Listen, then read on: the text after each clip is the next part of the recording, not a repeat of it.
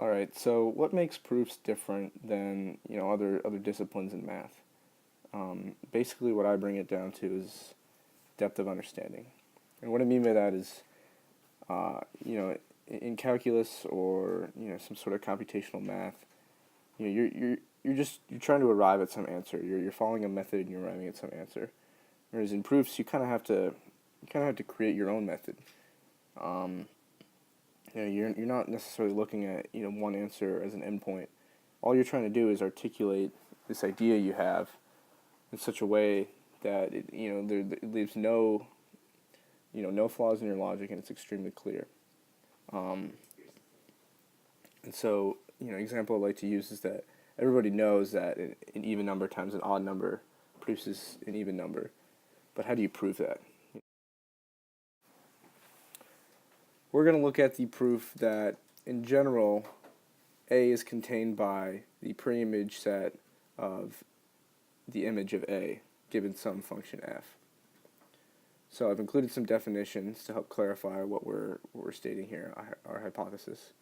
And so the definition of the image of some set C is that f of C is equal to y inside the set Y, where f of x equals y for x inside the set C. The definition of the preimage of the set of a function given some function f is that the preimage of E is x inside the set A, where f of x equals y, and y are the elements of E. Now, when you're attempting a proof, one of the most important things to do is that you have to believe what you're attempting to prove. You have to believe your hypothesis. And so, one of the ways to do that is to test an example. You could do this after you set the proof up as one of the final steps before you complete the proof, or you can do it like we're going to do. You can do it right out front and make sure that your hypothesis is true before you carry on with the proof. So the example we have set up here is let A be the integers from -1 to 1, where f of x equals x squared. So that means that if we use the definition of the image of A with our function x squared, we have f of A equals the set y equals the integers 0 and 1. Then we can take the preimage of that and say the preimage of y, or the preimage of f of A, is equal to x inside the bigger set x, where f of x equals y for y inside our image set y. So, therefore, if we take the preimage of our image of A with f of x, we see that the preimage of the image of f of A, or the image of A, are the integers -1, 0, and 1. And so there we have proved that the set A is contained in the preimage of the image of A.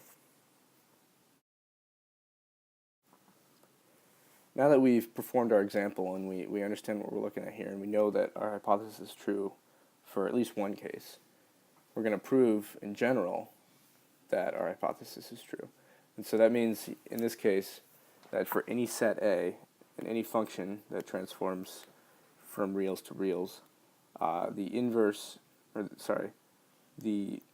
preimage of the image of that set contains the set A. So the first step of our proof process is to write our statement in if-then format. And so when we write this statement, this general statement in if-then format, we're going to use the definition of set containment.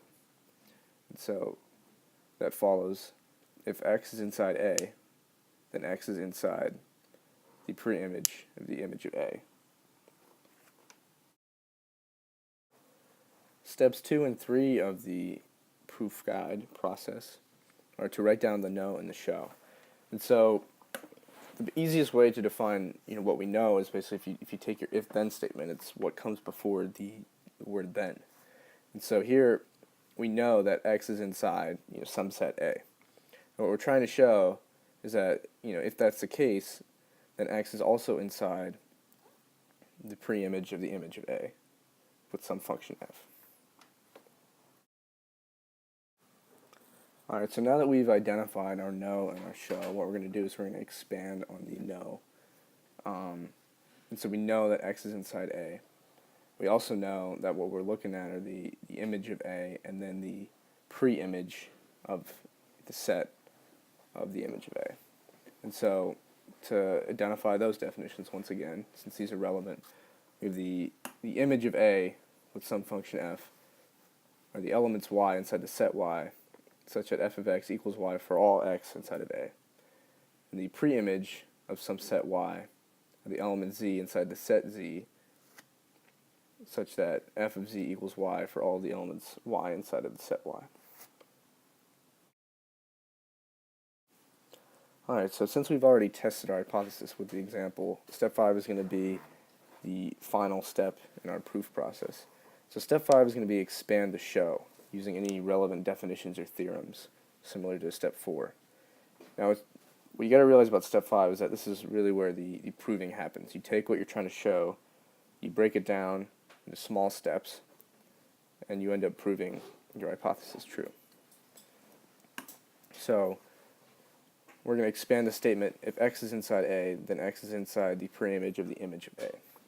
And so we'll start off just by saying, let x be inside A.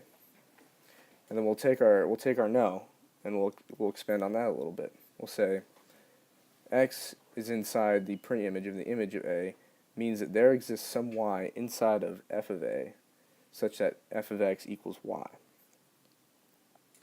And so since we already said, let x be inside A, that means that if x is inside A, then f of x equals y, where y is inside f of A. And so that completes our proof.